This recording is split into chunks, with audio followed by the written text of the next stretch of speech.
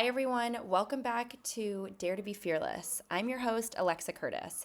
Every single week, I interview a serial entrepreneur, exited founder, or CEO to inspire you to get out of your comfort zone with me, pursue entrepreneurship, and do something wildly cool and unexpected with your life.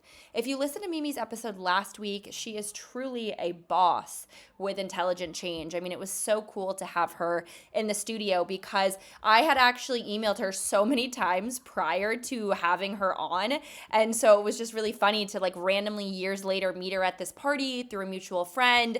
And I didn't say, do you know how many times I've emailed you? But I did say, I would love to finally get you on my show. If you're not following me on social media, make sure to follow me at Alexa_Curtis and at Alexa Curtis Unfiltered on TikTok. I also just downloaded Lemon 8. I'm kind of obsessed with it. It's fun. It feels very Gen Z, and I feel like it's keeping me young.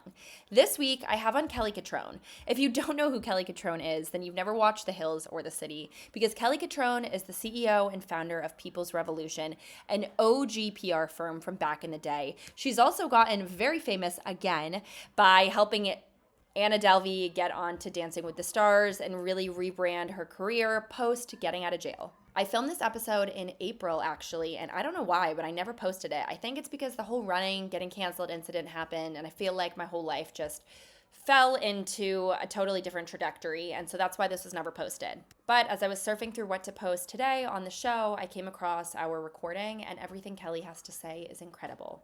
Don't forget to head to the show notes to get your custom microphone covers before Christmas from Chief Swag Officer, and here's Kelly's advice. PR and stuff has changed so much since then, but I've got this newsletter and I figured who better to, kind of help these young adults than you. Cute. That's so sweet. Nice. Yeah, I'm in the mother position these days. I know, and I've seen all of Ava's stuff. I remember when I was interning with you, she was so little, and now she's a full-on beautiful adult. Yeah, she's graduating college next month.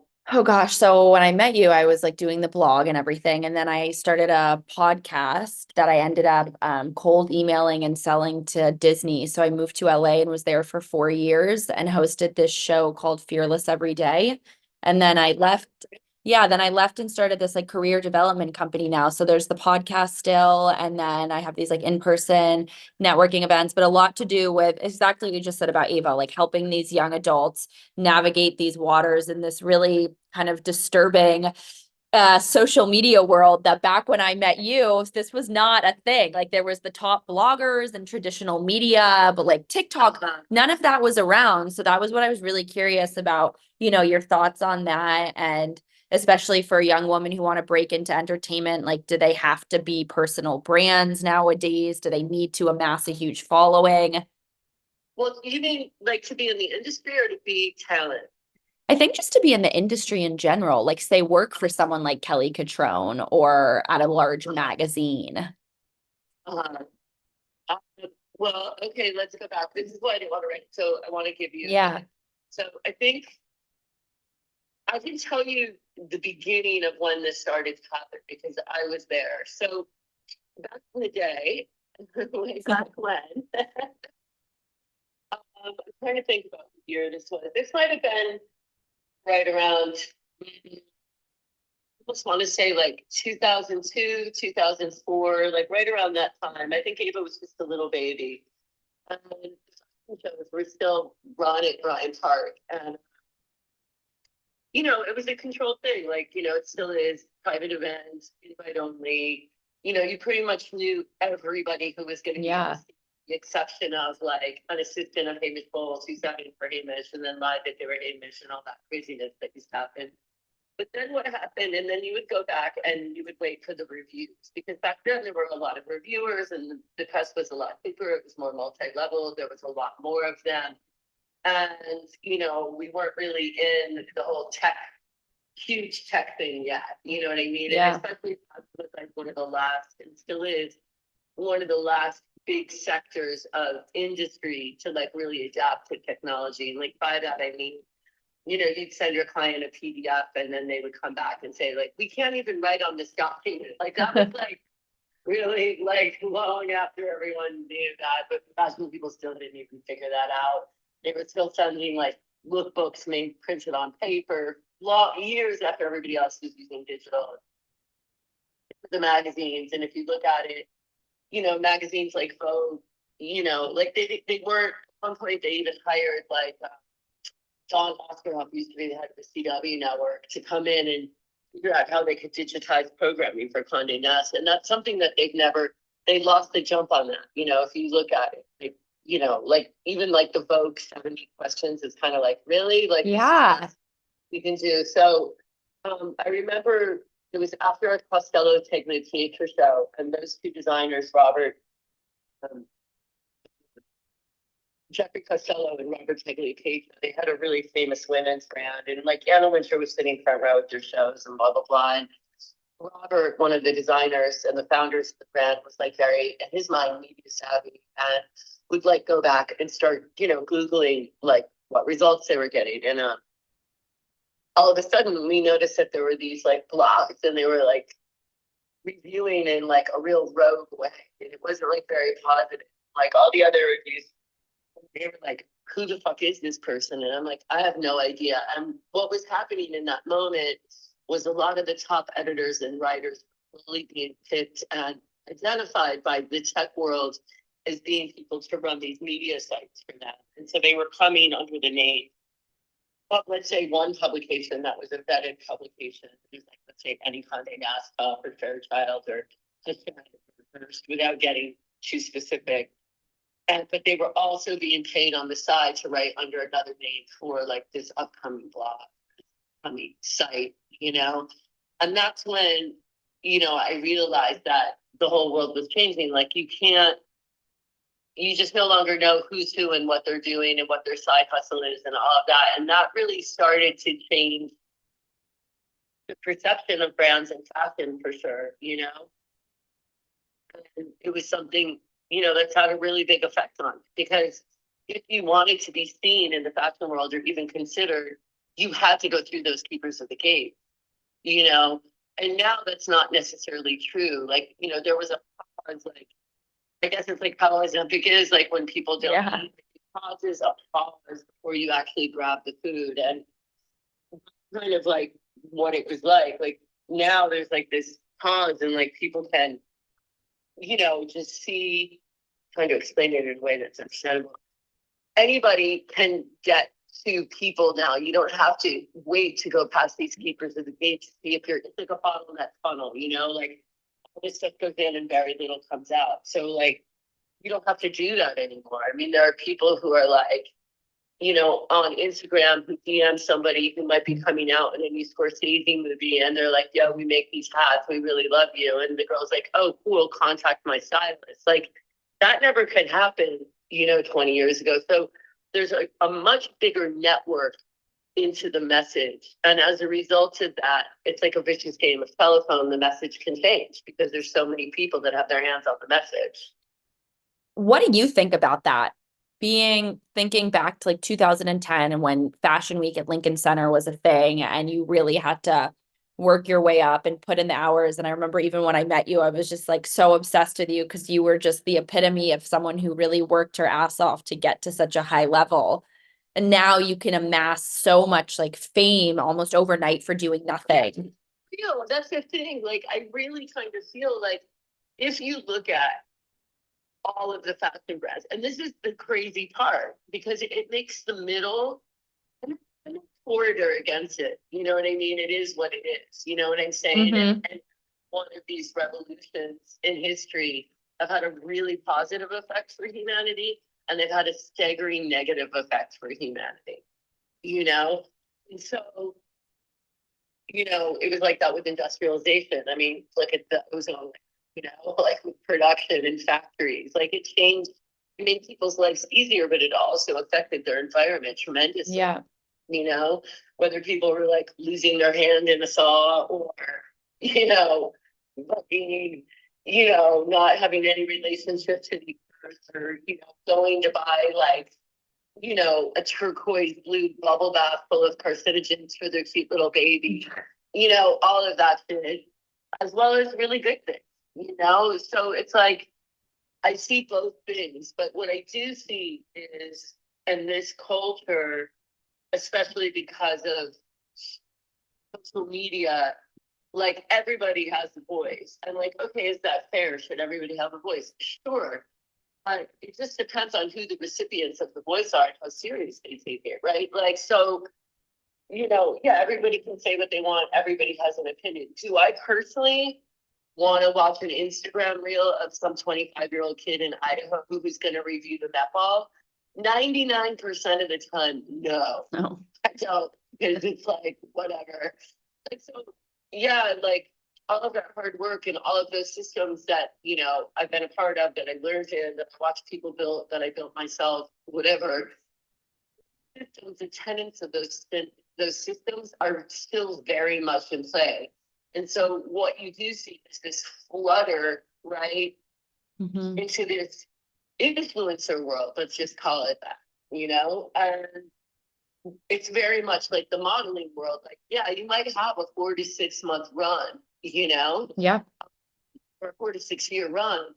But technically, if you look at those voices, like whether they're Perez Hilton or Diet Prada, or, most of these, you can only barely name Demois. Like, you can only name like a few of them that are actually really banging. And then for every one of those, there's like 1,000 or 10,000 or 100,000, that we just don't ever really see or hear about. But in their world, walking around with their microphone in their bag, Yep. and they're like, yeah, I have a podcast. That's why I'm into your podcast, not because it's you, but because if I do them, I either just do them for money now, and at least like 10 grand, or I just don't do them because everybody is calling me to do their podcast. Yeah. And then people are like, why don't you have a podcast? And I'm like, well, I get paid more money to talk on the phone. I'm going to get paid to go around and hear myself talk with my friends about how cool and interesting we are. Ha ha ha. Like, I have to make money. Yeah.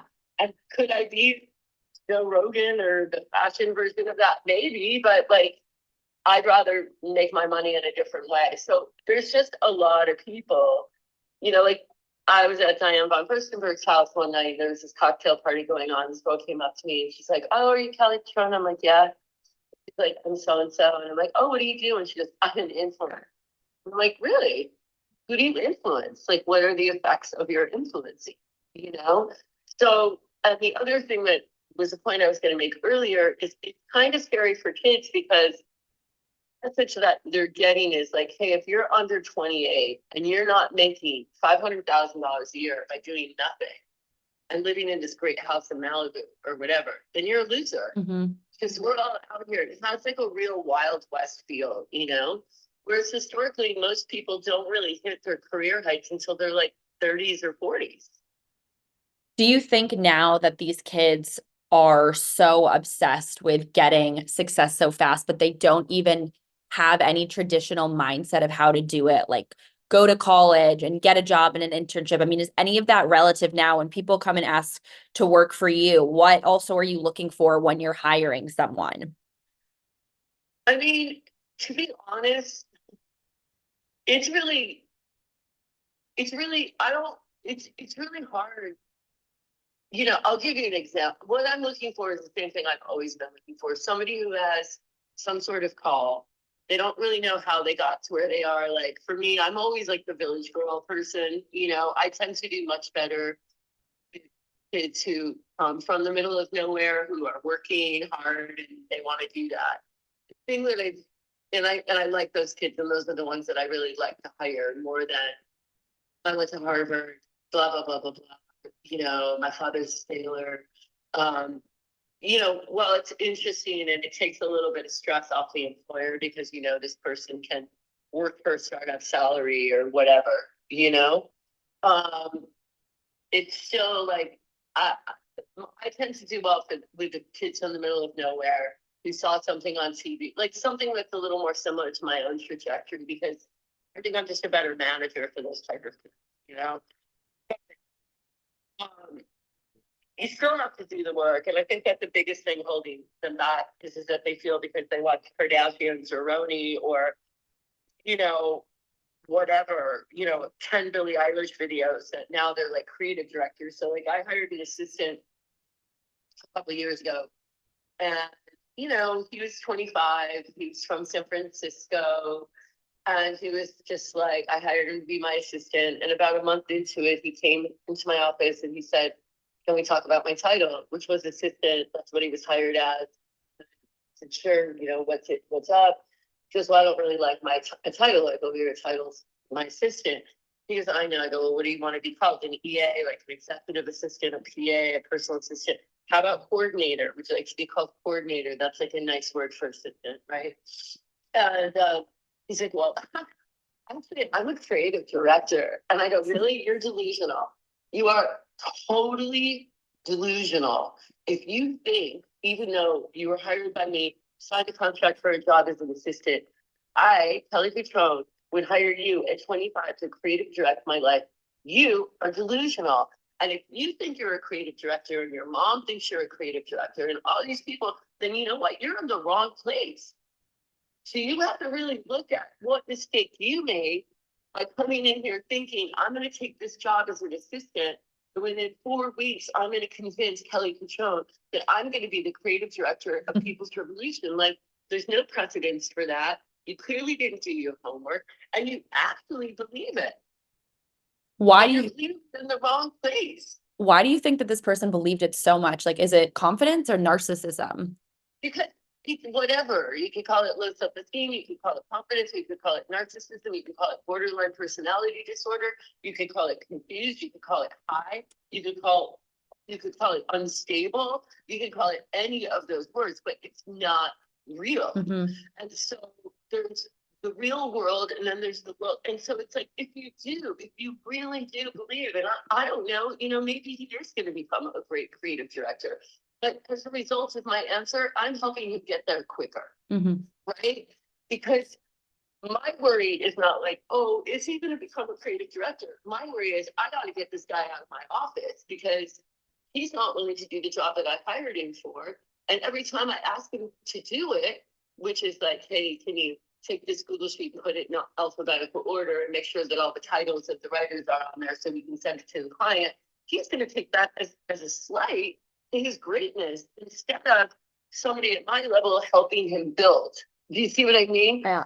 So even if you do want to be helpful, like in order for me to work with him, I would have had to rearrange my reality and my business to align with an assistant who's the wannabe creative director.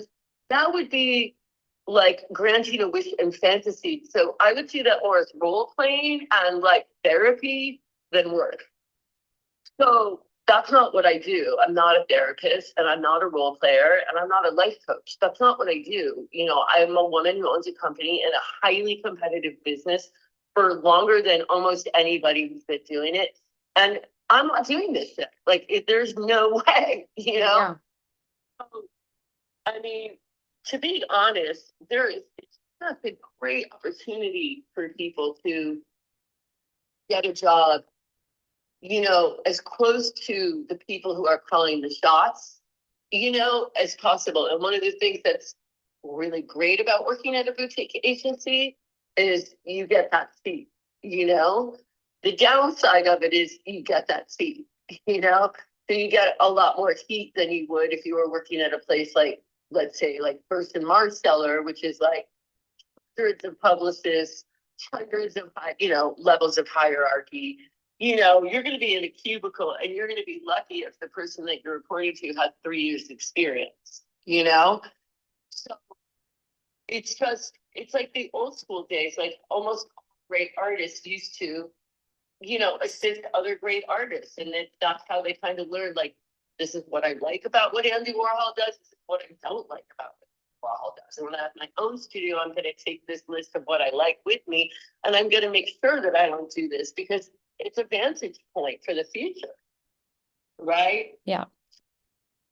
You know, yeah, like if you don't want to work hard and you want to go home at 5 or 6, well, I don't care how smart you are, you're not going to work in fashion or the entertainment business. That's just not going to happen.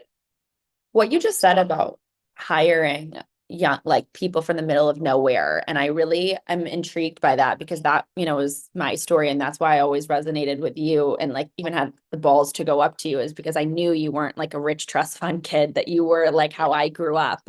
So for kids who are from a super small town and they don't know what to do. Maybe they're from the Midwest or they're from the middle of nowhere like you and I mean, what is the first step when you're in a world of trust fund kids and kids of celebrities who are getting everything so fast? How can they not be deterred from trying to reach such big dreams?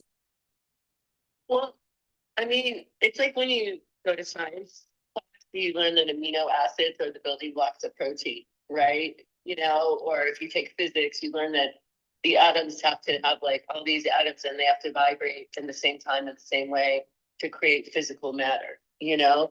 So all the steps of the career, you know, if you can learn them, the first thing is to like just like suit up and show up. So like if you know where you're going, like know about the agency, like take the time to really read about what were their last 5 big wins, what were some of the career highlights of the person. And it's not to like kiss their ass when you're in the interview, but it's to show that you actually know where you're going. Like you'd be amazed, like even in my office still, like some people that work for me will call and be like, oh, the story just came out. And I'll be like, how is it? And the oh, the story came out. You want me to send it to the client? And I'm like, well, how is it? They're like, I'm like, you ever read it? No. I'm like, well, how about this for a little plan? Why don't we read it before we just send it off to the client? Yeah. Basic stuff. So the first thing is, you know, try, first of all, follow your voice. 2, if people that are around you are telling you that that's wishful thinking, it's never going to happen, stop talking to them about it because they're going to fuck with your mojo. Yes. You know what I mean? They're going to put a wrench in your mojo. And sometimes just having good intuition and a belief in yourself and knowing how to read and having good manners. Okay, those are the basic foundation for success. Like really, if you work hard, you have pretty good manners, you know how to read, you know, and you can look a little further down the playing field, you know, and have real care for the business. Because what people don't really realize is that, you know, you can sit there and say, oh, you know, I'm an assistant, I'm on the bottom of the totem pole. Well, what's wrong with that? You know, it's not as hard to fall from the bottom of the totem pole. It's not as hard as to fall from the top of the totem pole. You know what I mean? Yep. So what's wrong with that? Like, that's where you should be, because this gives you the opportunity to serve somebody else who's making the decisions. And when something's happening, you are the feet of that body, you know? And if those feet are hot, like, okay, you have a coworker who's stealing the list or talking shit about the boss or whatever, then you have the opportunity to figure out who and what you are in that moment without being a big tattletale. Mm-hmm. You know, like I just had an experience the other day where I went to get a chiropractic treatment, a physical therapy treatment, and the doctor who was giving me the treatment, she said to me, oh, you know, I offer concierge services. And I was like, well, what is that? She's like, well, I could come to your house. It's separate from here. And I'm sitting there thinking like, oh my God, I'm here to heal my back. And this woman is stealing clients from her boss. Mm-hmm. And now I'm really in a situation because, you know, this happens to be in an area where my weekend house is, and there aren't a lot of healthcare people here, especially like high quality people. You know, I haven't found anybody who had this level of skill set, but now I'm with somebody who is, you know, stealing business from her employer, you know? And so how do I handle that ethically? I can tell you if I worked there, I would tell the employer, you know, because that is like your feet are on fire if you're in a business, you know, and the first person to hear about that is usually not the employer, it's usually a coworker, right? Mm-hmm. So those are the things like that, you know, being an assistant is really an amazing opportunity. Like somebody is saying, like, all those other people out there in the office aren't allowed to be this close to me. Like, this is a special place, and you are going to have this, like, you know, special hat on as to how to interact with everything. And as a result, you're going to feel a lot more pressure probably than, let's say, the mid-level person that's sitting there as a publicist, you know, because you're dealing with the owner or whatever, or like one of the bosses. But at the same time, it's like working with a power trainer, you know? And I know like the people that I train, like even just talking to you, like from being at People, it's like, there's so many kids that are out there in that world that were like, oh, I told them I worked at People's Revolution and they hired me immediately because everybody pretty much got something. Like, okay, was I always graceful? No. Was it hard? Yes. Was I dealing with a lot of stress? Yeah, I support my mom. I was a single mother. I had 2 TV shows going. I had a New York Times book that was it was a lot, you know, but it's like the people that worked with me all went on to do really great things. Some of them did it with love and gratitude in their heart afterward. And some people are like, I never want to know her. I don't want to work with her. You know, I don't want to be like her. That's fine, you know, but I think for them, like, you know, go to a place where if you have hard work and you have knowledge and you actually, you know that that's something that you want to do, then you go there. And it's like the old school stuff, you know, it's like you are on time. You get to work 5 minutes early, not 15 minutes late, telling me for 2 minutes about how hard the subway is. I don't give a fuck. I don't want to talk about your subway ride. That's not why you're in my office. I don't care. Yep. You know, so it's bad enough to be late, but now you want to take 5 minutes of my time to hear about why you're late. Like, we all know you're late because you didn't plan properly. Exactly. You know? Yeah. That's why you didn't, you know, maybe you couldn't make that earlier train and you were hoping that you could cut 7 minutes off the trip. Well, I don't need to hear about this shit, you know? Yeah. And it's like, so, you know, show up at work on time. Hold on. This is my turn.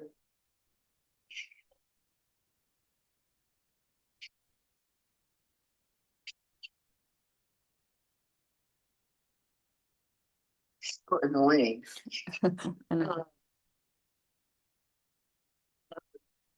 Anyway, sorry about that. So it's like, you know, be on time and then like anticipate, you know, what your boss needs. Like, you know, why is it a horrible thing to ask somebody that you work with for 10 hours a day, like, hey, I'm going to get up and get a coffee. Can I get you anything? Like, wouldn't you say that at your house? Like, if you were getting up off the couch, if you were watching TV with somebody that you were spending 4 hours with, I would. Like, hey, I'm going to go get some cashews. Do you want something? Like, why is that a demeaning thing to like support the person who's supporting you? Like, I don't get it.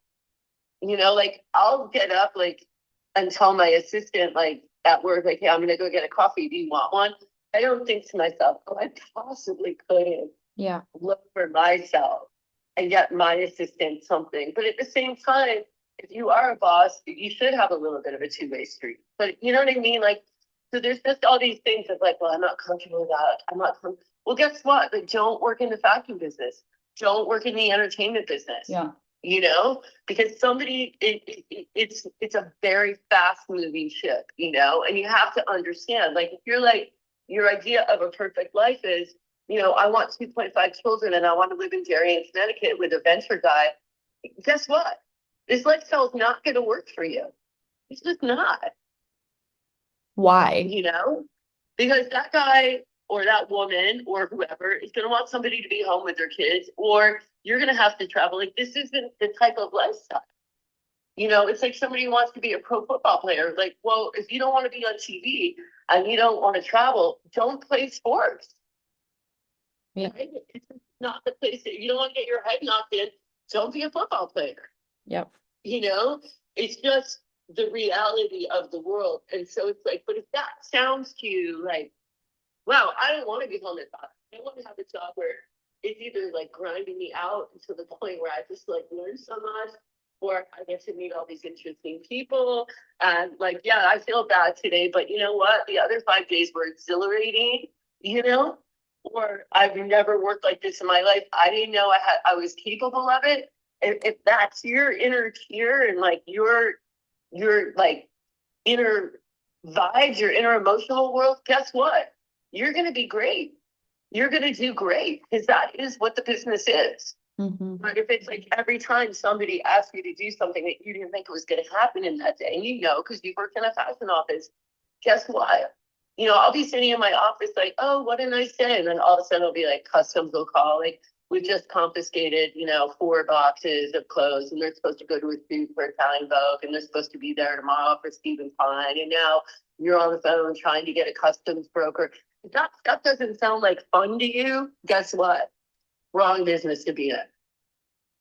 And so it's like owning a husky, you know, like huskies are beautiful. I have 2, right?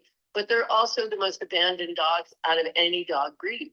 Why? Because they look really beautiful. They look really wolfy. And then people get them home, and guess what? They act really wolfy. They can't go off leash. You can't let them outside.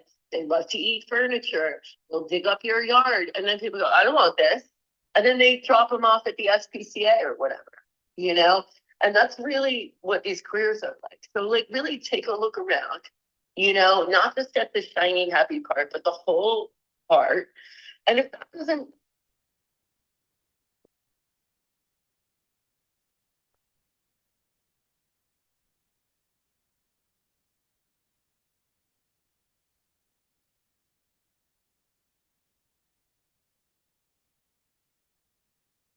Hi, I don't know what happened. Keep going.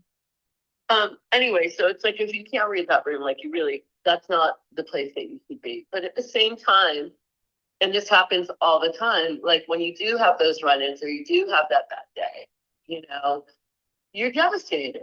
It's devastating, you know, when you do make mistakes or when something out of the ordinary happens or whatever. It's hard. I mean, there's so many times over the years, you know, that bad things happen to me that weren't supposed to, like that time. Remember, I don't know if you remember, I don't know if you were there then, but I let the girl Ashley Dupre into the fashion show, who was the girl who's Alexa Earl's mom, stepmom now. Oh no, I didn't know this. Anyway, she was the chick who slept with Elliot Spitzer. She was in a call girl ring, and he said he was going to prostitution, and one thing led to another, and he got busted, and she was there. And then I got a phone call from a friend in LA saying she wanted to meet me because she knew me from TV. And she came to this fashion show, and then I got fired for letting her into the fashion show. Like, that was a very humiliating thing for me, you know? It was all in the press. It was everywhere. My mom was seeing it, like Kathy and Regis in the morning, Kelly and Regis or whatever. And, you know, some days you're just like, I can't do this anymore. I'm like super done. But like, you know, it's like bands, like the ones who play Madison Square Garden or Barclays are the ones who didn't quit when they had a bad show, you know? So Kelly Cutrone has been fired. That's what you're telling me. I've been fired. Yes, I have been. And I continue to get part of being a publicist who gets fired. No. Yeah. Yeah. You still get fired. I still get fired. Was that when that situation happened, was that pre-TikTok? Yeah. Oh, wow. Yeah. So fascinating. Yes.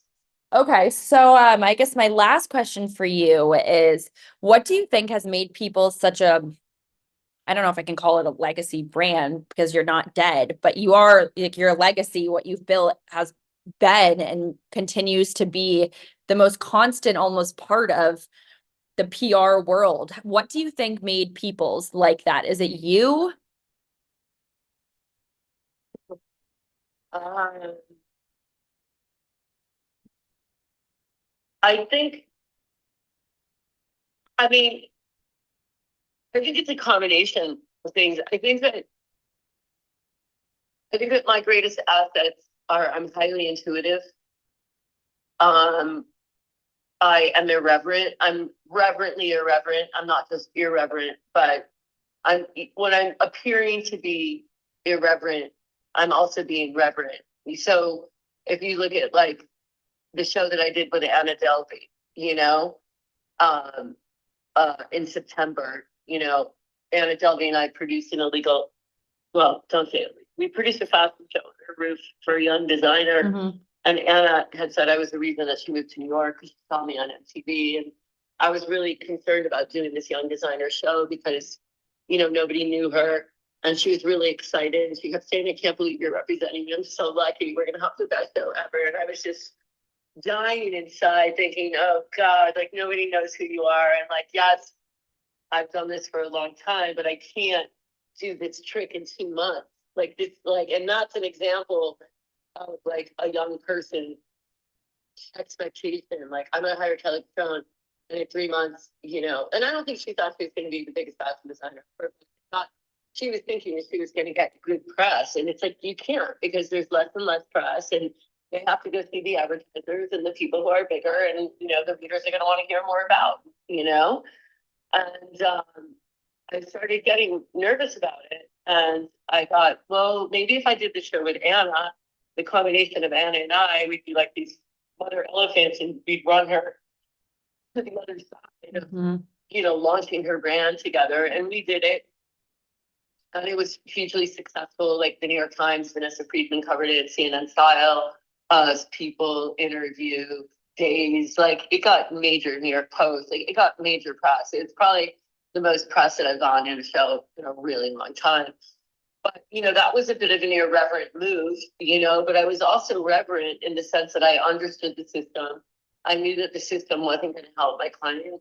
I knew that she didn't have a chance in hell. And I knew that we had to do something, extremely rogue in order to get that push that she needed, like a sailor to get that wind in the sails. And so I think that type of innovative risk taking, out of the box thinking is what's kept people going, because at a certain level, like you get a certain level of success and then people pretty much decide like you've had enough, like you're over, And so like even when I was like on TV, people like, oh, does she still do PR? And like, isn't she more famous than her clients? Mhm. Like that was the thing. Or like, wow, isn't she like getting older now? Like all of these implied things where people start wanting you to either go away or taking a chip at you because you took bigger risks. So like when you take bigger risks, you're going to get bigger advances, but you're also going to get bigger bites. Yep. Like, it's like don't run away from the bear. You know what I mean? So, I think that those things and the fact that I actually really care about someone, like we are handling people's dreams and visions and creative hopes, and they have to be handled with a sensitivity, and I think that in times like on TV, if you see me escalating like that scene on Kellen where all those guys with fashion spelled FASILM and shit written with a Sharpie on a fucking bag for a denim launch, it's like, no, like, have you no care? Like, you can't, don't you understand that everything that we say, everything that we send, everything we do is a reflection on this brand? And do you think this brand who's spending millions of dollars wants some 20-year-old kid from Ireland who misspelled fashion, written left-handed, horribly ugly on a bag to deliver their product?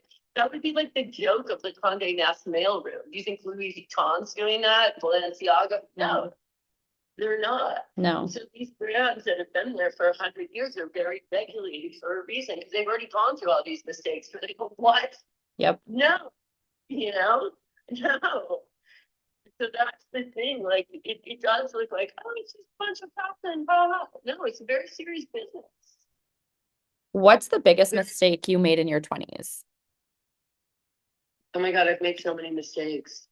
My biggest mistake in my 20s. Yeah. Probably not working for other people longer. Oh, interesting. I jumped really quick after my assistant position was.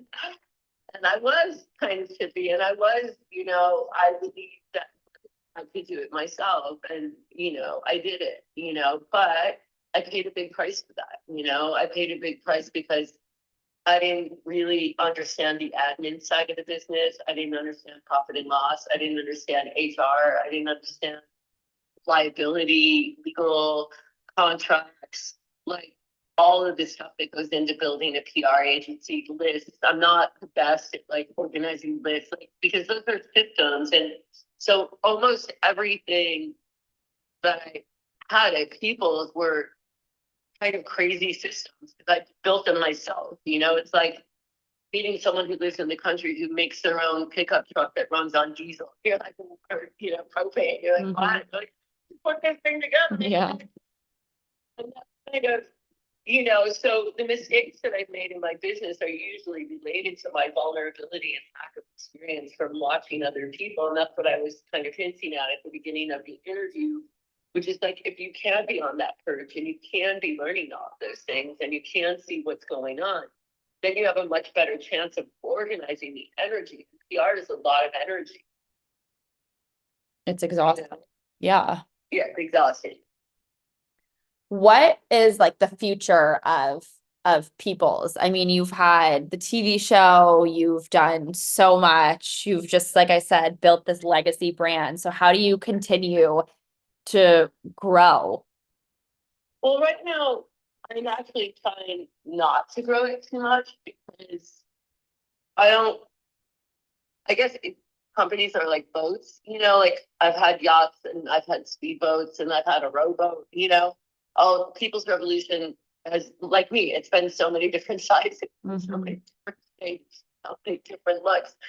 It's like, right now I'm leaving some time open to work on some things that are important to me. Like, I'm launching 2 cannabis brands, and I'm also developing a media project with Anna Delvey right now. And I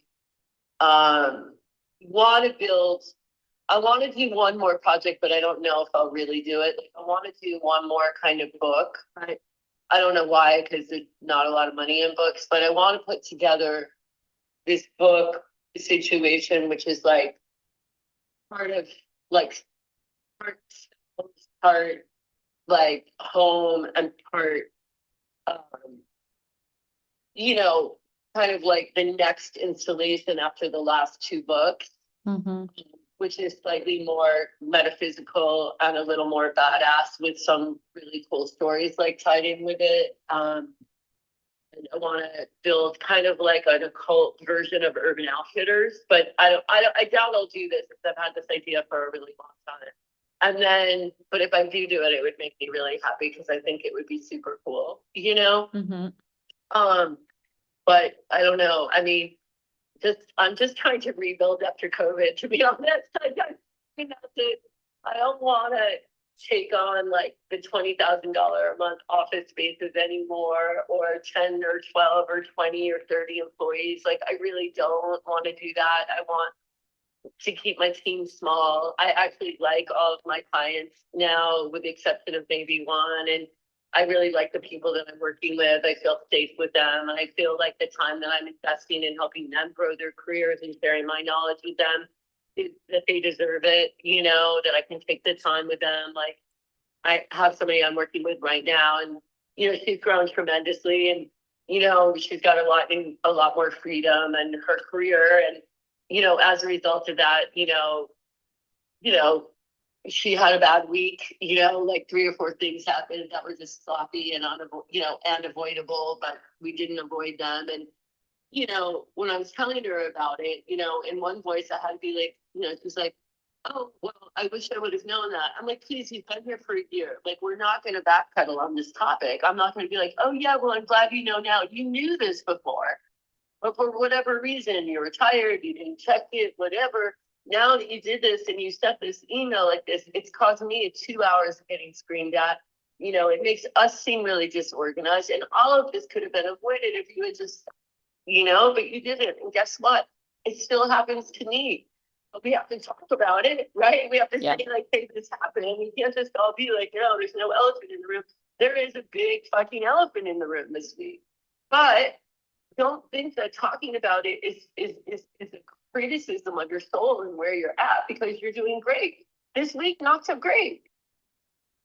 There's 52 weeks in a fucking year. There's 365 days, and almost all of your days have been good. Okay, we're having a bad 5 days. Yep. And that's what happens, like, when you let go. And, like, the first time, like, someone ventures out, like the first time Ava was able to walk around New York on her own. Yeah, she's, it's scary. It's like you don't have the protection of that thing that was protecting you. So shit's gonna happen. That's how we learn, right? So that's one of the things. No, you did, and you actually made me think of one last one. If someone makes an error in business and they're, how do they address that with their boss? Like, what is the Kelly Cutrone approved way if you fuck up to admit your fuck up? Well, it depends on who your boss is. So if you have access to your boss on a daily basis, I would send them a text or an email or however they like to hear from you, whether it's, stopping by their door and asking if they have a minute. I would tell them as soon as possible. It's kind of like what I tell Ava. Like, if you're out and something happens, like, don't try to solve this yourself. Just call me and I'll be there for you, So the sooner, it's like, the toothache that turns into the root canal, that turns into the pulling of the tooth. Like, it's better when that energy is hitting to go to your boss as quick as possible. And if you know what the problem is, that's great. If you have like some ideas for a solution, it's also really good to have those ready. Like, for example, I just sent an email to this one client, but it was a request for another client's clothes. And now I sent this email to this other client saying that this stylist was requesting clothes from them, but I left the other name on, then you're like you have to tell your boss that, because what's going to happen next is that client's going to call up and go, what the fuck? Right? And like, this is something that happened this weekend and this week in my office. And it's like, and that person that it happens to just happens to have like a quicker trigger point for emotional responses. That one client that this happened with. And, the person in my office didn't tell me. And so I found out about it. And she didn't tell me because I don't think she was aware of it, like she just did it. And then I got a phone call, at a time when I didn't want a phone call like that, but I had to take it, where I just got like reamed, like, are you fucking serious? What kind of operation are you running there? Blah, blah, blah. And I was like, well, to be honest, I do think it's sloppy. Like, she should have changed and put your name in, but that's how we work. Like, when we're working with the stylist, they send us a mood board. We have 3 or 5 clients that are going to fit those looks. We're submitting all of those clients. We're not just submitting you. And you know that. You're at an agency. Yes, our agency absolutely should have sent that to you as a request for your brand, not with some other person's name on it. That's sloppy and it's inexcusable. But that stuff starts to erode away at the fabric of the trust between the client and the agency. So that's like the kind of shit, that you want to avoid, but if that does happen, it's better to go and tell your boss, like, hey, you're about to get hit by an 18-wheeler truck. So this is, if you get a phone call coming from so-and-so, you need to know this is what happened, and I'm so sorry. You know what I mean? Yeah. The good boss will be like, okay, I'm going to handle this now. Later, it's not the time to be like, are you kidding me? Like, get control of your own emotions and then deal with it. But the employee should let their boss know as soon as possible that something's happening. Like, you were on a plane, wouldn't you want the engineer to let the controller get that there's a problem with the engine? Yeah. The air controller is not gonna be like, well, I didn't want to bother you guys. I knew you were about to take off and it wasn't that far of a flight, and I just figured you'd make it. Like, No. Yeah. It's not okay in fashion either, because that mistake or that dress might be as serious to that client as like the flight that would leave with a broken engine. Yeah. Yeah, of course. Yeah, no, this has been amazing. Anything else you want to talk about that's come? You go to the problem and you say, like, hey, I just did this. I sent this email. What I'd like to do is to take responsibility for it and write them an apology. If it were me, that this week, I would have said, no, please don't. I'm going to handle it, because I already know. And I would respect her for saying that. I'd be like, wow, like, who's going to suit up and go get sprayed? Because that's what's going to happen. You're going to get sprayed. It's happening. It's going to be a pull up and you're going to get hit. For me as her boss, I didn't want her, because, anytime you're working in a field like this, if you have any anxiety or any type of trepidatious feeling, a situation like that is going to amplify it times 100%, right? And I knew, as much as I would have liked to have said to her, yeah, go ahead and do that, I knew that the effect of that on her could actually maybe make her quit. It also would wound her far beyond the value of the lesson in that way. And I could teach her the lesson afterward, and I could go and suit up and take the bullets myself, and that's what I thought was the mature thing to do based on what was happening, Yeah. So I put myself in that situation and I took it, but it's like a little bit different for me to get shot at like that. You know what I mean? But I also let her know, hey, I just got shot at. you know? So if you want to not be involved in this, I would really, really recommend that you, for the next month, take a deep breath and don't send anything to any clients. Like, I'm going to revoke your rights to communicate directly with this client for the next 30 days until I see that you're not triggered. Because what will happen a lot of times is once an employee experiences something like that, if they do go into a state of anxiety from those types of interactions, you know, and I'm not talking about somebody screaming into meetings, just somebody going like, no, that's not a good enough answer. Like, I want to know what made you send that email to me. Like, and they might want to go over that, the client 4 or 5 times until they get an answer that's okay. You know what I mean? But the anxiety, you know, that cause, you know, for them, it can be something that they have to hold on to for a really, really, you know, long time. And so what you want to do is you want to, you know, for me, like, I pulled her back on that client because what she did the next day was another issue with that client. And then what happened next was there were 2 other instances with the schedule that was like getting really skitsy. And I know that that's not the nature of this employee. Mm-hmm. You know, I know that she's diligent, that she's linear, that she's trustworthy. And so when I saw that happening, I knew, like, okay, she's triggered. You know, she's expecting fatalistic things to happen now because she had a fatalistic experience with this client that she had to deal with me. And now we're in a repetitive mode of failure, you know? And it's just like everything she was touching was just going wrong because she was triggered.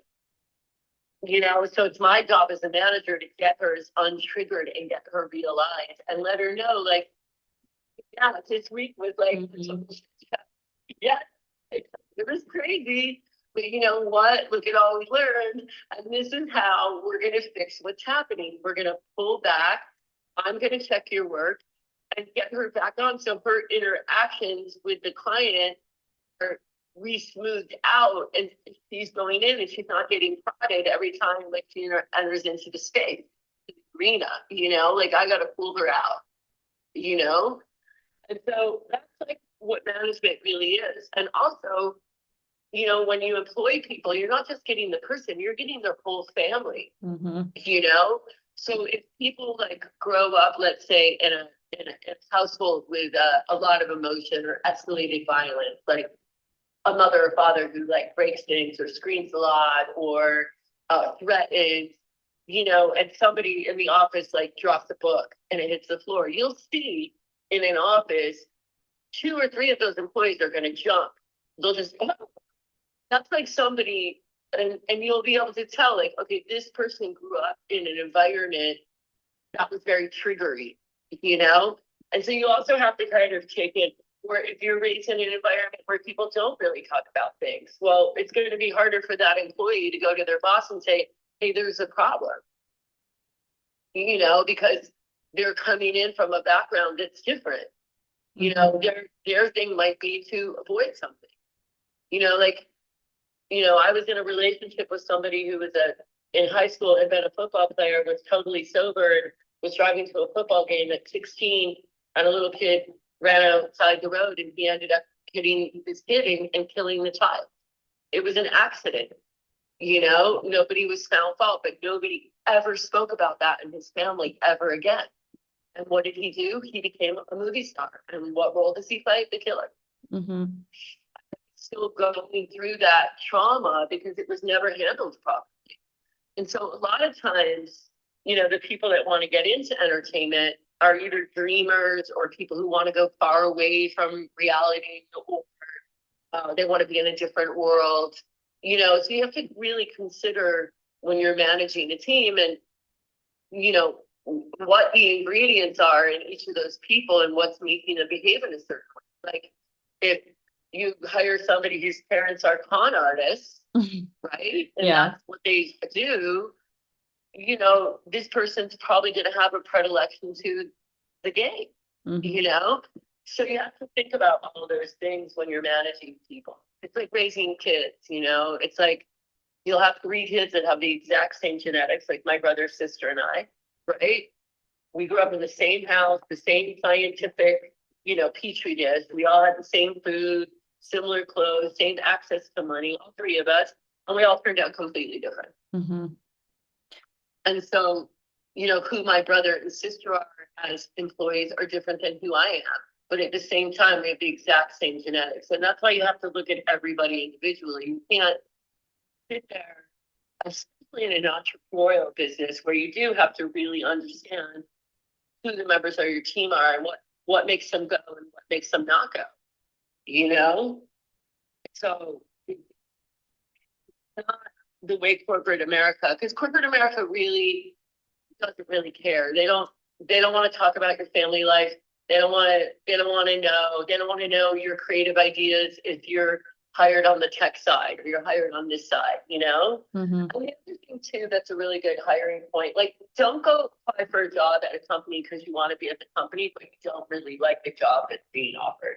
Like, you'll get a lot of people that are like in magazines. They'll go take a job as selling advertising, but they really want to be an editor. That's just a stupid move. Like, would you go to Mexico if you really wanted to be in Paris, or would you go to Paris if you really, like, why would you do that? Like, if I were a travel agent, I'd be like, what?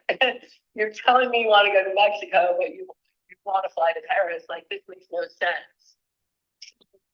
Again, thinking that you're smarter than the place that's hiring you is like a stupid strategy, just to be honest. Do you think a lot of people do that? Like, because they want to work with, you think so? Yeah. So what?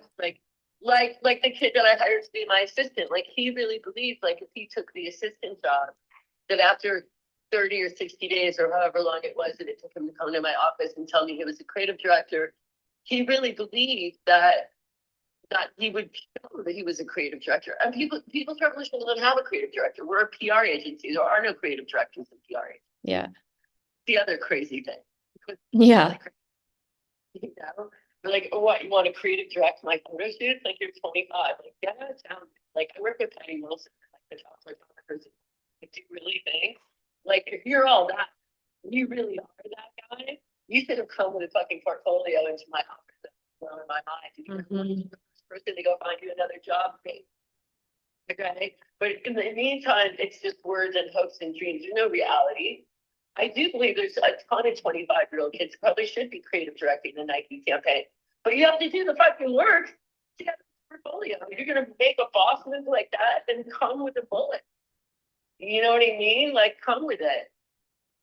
I like the idea of like a website or something like that before you even go into a job interview. Prove. That's what they say on the street, right? Mm-hmm. Prove. Yeah. I did.